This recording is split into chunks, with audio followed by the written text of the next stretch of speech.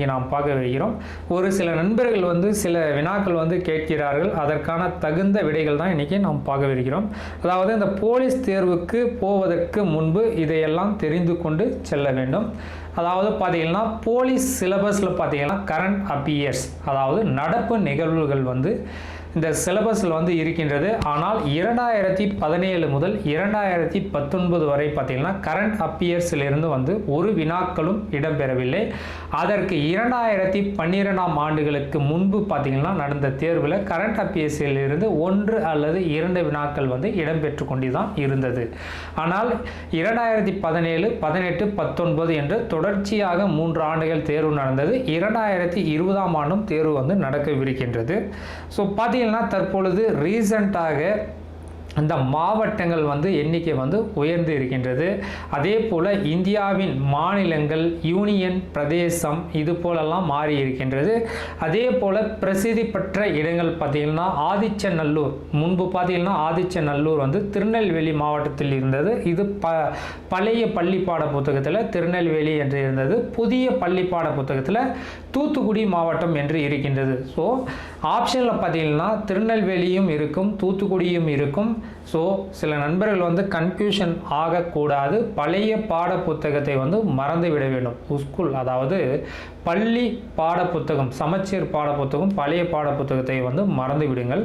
So new edition, புதிய சமச்சீர் பாட புத்தகம் வந்து தற்பொழுது வெளியாக இருக்கின்றது. அதில் என்ன சொல்லியிருக்காங்களோ அதுதான் போடணும்.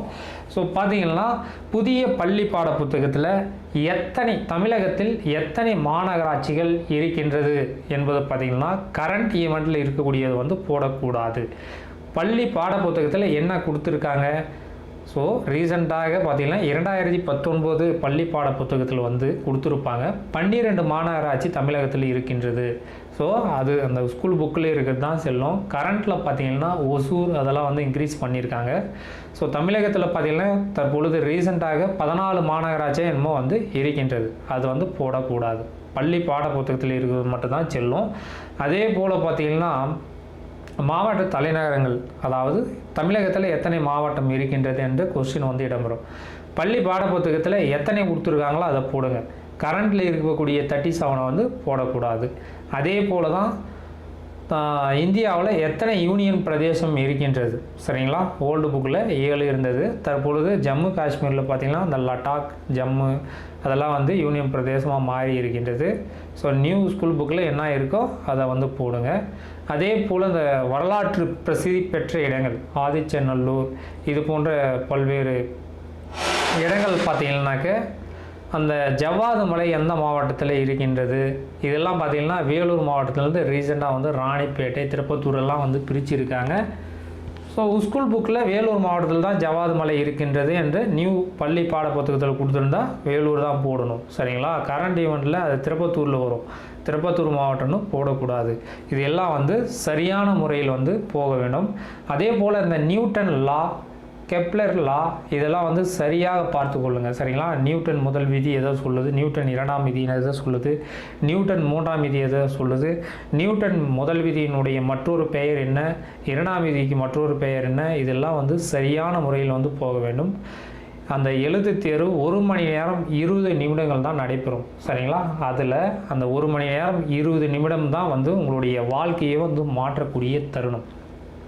அங்கே வந்து கன்ஃபியூஷன் ஆகக்கூடாது. ஒரு மதிப்பெண்ணில் வாழ்க்கையை தொலைத்த நண்பர்கள் வந்து அதிகமாக இருக்கின்றார்கள். ஒவ்வொரு மதிப்பெண்ணும் இம்பார்ட்டன்ட். ஸோ தேர்வு அறைக்கு பார்த்திங்கன்னா 1 மணி நேரம் 20 நிமிடம் தான் அந்த தேர்வு நடைபெறுகிறது. ஏன் 9 மணிக்கு உள்ளே சென்றால் 10 மணிக்கு கொஸ்டின் பேப்பர் கொடுக்குறாங்க, 11:20க்கு ஆன்சர் ஷீட் வந்து வாங்கிக்கிறாங்க, ஆனால் 1 மணிக்கு தான் ஏன் வெளியே விடுகிறார்கள் என்று வந்து அதிகமான நண்பர்கள் வந்து கேட்கிறார்கள். அதுக்கு தகுந்த பதில் பார்த்திங்கன்னா 9 மணிக்கு ஏன் உங்களை வந்து உள்ளே வர வைக்கிறார்கள் என்றால் உங்களுடைய ஹால் டிக்கெட் வந்து சரியான முறையில் இருக்கின்றதா, அதில் ஃபோட்டோ சிக்னேச்சர் எல்லாம் சரியாக இருக்கின்றதா என்பதை வந்து அவங்க வந்து பரிசோதனை செய்து பார்ப்பதற்காக தான் உங்களை வந்து முன்னாடியாக வர வைக்கிறார்கள். அதையெல்லாம் பார்த்த பிறகு 10 மணிக்கு உங்களுக்கு ஆன்சர் ஷீட் கொடுக்குறாங்க, ஓஎம்ஆர் தாள். அந்த ஓஎம்ஆர் தாள் சரியான முறையில் நீங்கள் பூர்த்தி செய்ய வேண்டும். அந்த 1 மணி நேரம் 20 நிமிடம் 11:20க்கு முடிந்ததுமே ஆன்சர் ஷீட்டை வந்து வாங்கிடுவாங்க. ஆன்சர் ஷீட்டை வாங்கிட்டதும் அந்த ரூமுடைய சூப்பர்வைசர், அதாவது ஹெட் கான்ஸ்டபிள் இருப்பார்கள், எஸ்ஐ வந்து இருப்பார். ஸோ அதை வாங்கிட்டு போயிட்டு ஒரு ரூமுக்கு எடுத்துகிட்டு போவாங்க. சரியான முறையில் தான் நீங்கள் உங்களுடைய நேம், உங்களுடைய ரிஜிஸ்டர் நம்பர் எல்லாம் சரியான முறையில் தான் இருக்கின்றதா என்று போயிட்டு அந்த ரூமில் வந்து பார்க்குவாங்க. ஸோ உங்களுடைய ரூமுக்கு வந்த சூப்பர்வைசர் தான் வந்து கண்ட்ரோல்.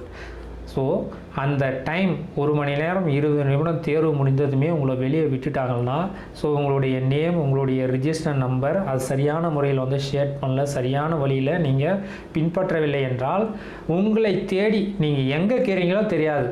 அந்த ரூம் கண்ட்ரோல் சூப்பர்வைசர் தான் வந்து நீங்கள் வீட்டுக்கே வந்தாலே அவங்க வீட்டில் வந்து ஸோ சிக்னேச்சர் அந்த ஓஎம்ஆர் ஷீட்டில் சிக்னேச்சர் செய்யாமையும் நீங்கள் கொடுத்துட்டு வரலாம். ஸோ அதனால் வந்து அவங்க வந்து எங்கேனாலும் உங்கள்கிட்ட தான் வாங்கிட்டு போகணும். அதன் காரணமாக சிக்னேச்சர் எல்லாம் சரியான முறையில் தான் ஓஎம்ஆர் ஷீட்டில் பண்ணியிருக்கீங்களா என்பதெல்லாம் செக் பண்ணுறதுக்கு தான் வந்து உங்களை வந்து வெயிட் பண்ணி அந்த தேர்வு அறையிலேயே வந்து உட்கார வைக்கிறாங்க.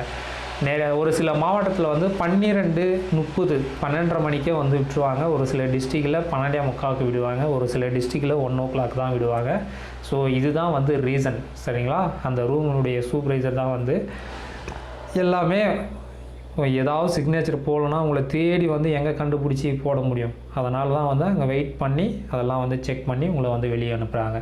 இதுதான் தகவல். இது தெரியாமல் தேர்வு அறைக்கு செல்லவே செல்லாதுங்க. நன்றி, வணக்கம்.